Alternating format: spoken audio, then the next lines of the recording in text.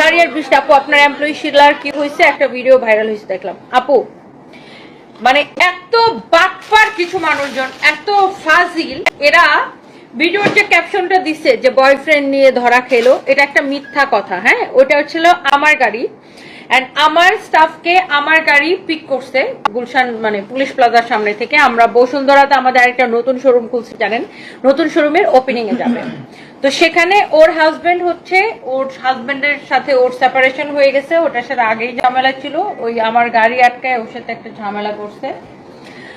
তো সেখানে কিছু মানুষ ওটাকে ভিডিও করে মানে উল্টা পাল্টা ক্যাপশন দিয়ে ভিডিও ছাড়ছে যে কি যেন বয়ফ্রেন্ডের সাথে ধরা খাইলো হাজবেন্ডের কাছে, বয়ফ্রেন্ডের বিলাসবহুল গাড়িতে। আমি কি ওর বয়ফ্রেন্ড? ওটা আমার গাড়ি। মানে এইগুলো মানুষজন ভিউ ব্যবসায়ীরা এত খারাপ, মানে এরা কুকুরের চেয়েও খারাপ ভিউ ব্যবসায়ীরা।